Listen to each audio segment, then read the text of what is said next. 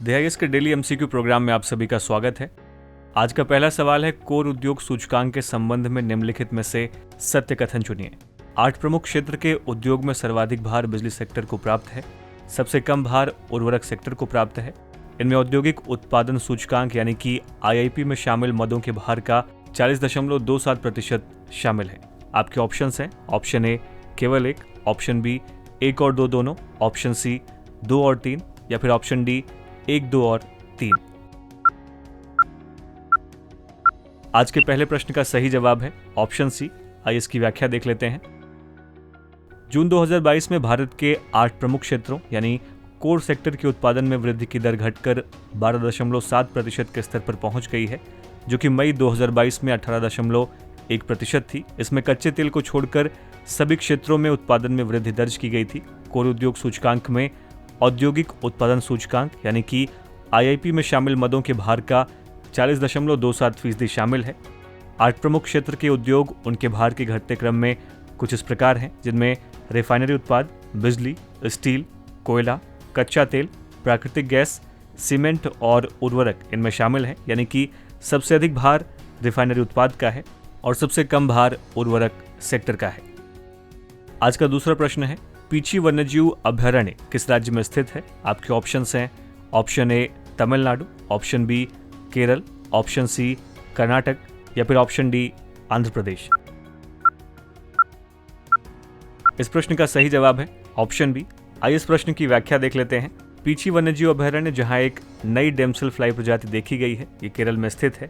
Travancore nature history society के entomologist ने हाल ही में केरल के पीछी वन्यजीव अभयारण्य में पश्चिमी घाट में अनामलाई रीड टेल की पहचान की है। इसके साथ केरल में ओडोनेट्स की संख्या 182 हो गई है। इस कीट को पहली बार मुन्नार के पीछी वन्यजीव अभयारण्य में पोनमुड़ी पहाड़ियों में देखा गया था।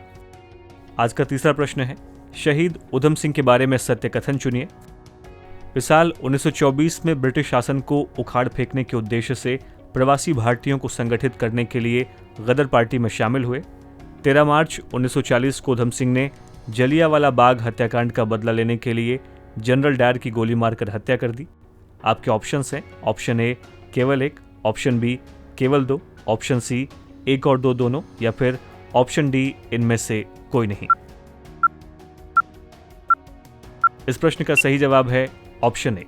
आइए इस प्रश्न की व्याख्या देख लेते हैं। हाल ही में प्रधानमंत्री ने शहीद उधम सिंह की पुण्यतिथि यानी कि 31 जुलाई 2022 को विनम्र श्रद्धांजलि अर्पित करते हुए कहा कि उन्होंने देश के लिए अपना सर्वस्व न्यौछावर कर दिया। उधम सिंह का जन्म साल 1899 में पंजाब के संगरूर जिले के सुनाम में हुआ था। इन्हें भारतीय स्वतंत्रता संग्राम के अग्रणी क्रांतिकारियों में से एक माना जाता है। 13 अप्रैल 1919 को जलियांवाला बाग हत्याकांड से प्रभावित होकर वे क्रांतिकारी गतिविधियों में सक्रिय हो गए। वे भगत सिंह से बहुत प्रभावित थे। वे साल 1924 में औपनिवेशिक शासन को उखाड़ फेंकने के उद्देश्य से प्रवासी भारतीयों को संगठित करने के लिए गदर पार्टी में शामिल हुए। साल 1927 में क्रांतिकारी गतिविधियों को अंजाम देने के लिए सहयोगियों और हथियारों के साथ भारत लौटने समय उन्हें अवैध रूप से हथियार रखने के आरोप में गिरफ्तार किया गया तथा 5 साल की जेल की सजा सुनाई गई। 13 मार्च 1940 को उधम सिंह ने ईस्ट इंडिया एसोसिएशन और रॉयल सेंट्रल एशियन सोसाइटी की कैक्सटन हिल में एक बैठक में जनरल डायर के स्थान पर माइकल ओ डायर को गोली मार दी। इसके बाद उधम सिंह को मौत की सजा सुनाई गई और 31 जुलाई 1940 को उन्हें लंदन में फांसी दे दी गई।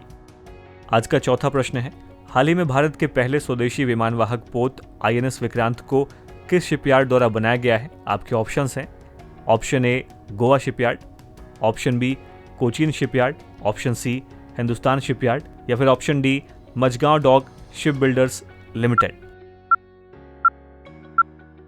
इस प्रश्न का सही जवाब है ऑप्शन बी। आइए इसकी व्याख्या देख लेते हैं।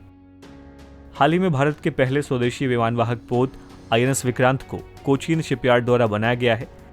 जहाजरानी मंत्रालय के अधीन सार्वजनिक क्षेत्र के कोचीन शिपयार्ड ने 76% स्वदेशी मशीनरी घटकों की मदद से इस विमानवाहक पोत का निर्माण किया है। विक्रांत को भारतीय नौसेना में INS विक्रांत के रूप में शामिल किया गया है।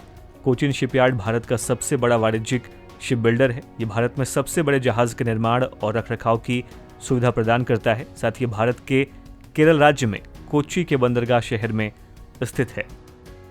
और आज का 5वां और अंतिम प्रश्न है, राष्ट्रीय मधुमक्खी पालन एवं शहद मिशन के बारे में क्या सत्य है। ये मिशन हरित क्रांति के अंतर्गत लॉन्च किया गया है। ये मिशन राष्ट्रीय मधुमक्खी बोर्ड के माध्यम से लागू किया जा रहा है या फिर ये केंद्रीय क्षेत्र की योजना के अंतर्गत आता है। आपके ऑप्शंस हैं, ऑप्शन ए केवल 1, ऑप्शन बी केवल 2 और 3, ऑप्शन सी केवल 3 या फिर ऑप्शन डी उपरोक्त सभी। इस प्रश्न का सही जवाब है ऑप्शन ए। इस प्रश्न की व्याख्या देख लेते हैं। मीठी क्रांति के अंतर्गत सरकार ने राष्ट्रीय मधुमक्खी पालन एवं शहद मिशन को लॉन्च किया था। आपको बता दें कि देश में एकीकृत कृषि प्रणाली यानी कि इंटीग्रेटेड फार्मिंग सिस्टम के तहत मधुमक्खी पालन के महत्व को ध्यान में रखते हुए सरकार ने 3 साल यानी कि 2020 से 21 और 2022 से 23 के लिए राष्ट्रीय मधुमक्खी पालन एवं शहद मिशन को 500 करोड़ रुपए के साथ शुरू किया था। ये कृषि और किसान कल्याण मंत्रालय के तहत एक केंद्रीय क्षेत्र की योजना है। इस योजना को राष्ट्रीय मधुमक्खी बोर्ड यानी कि NBB के माध्यम से लागू किया जा रहा है। आज के हमारे डेली MCQ प्रोग्राम में आपके कितने सवालों के जवाब सही रहे, इसके बारे में हमें इस वीडियो के कमेंट बॉक्स में लिखना ना भूलें।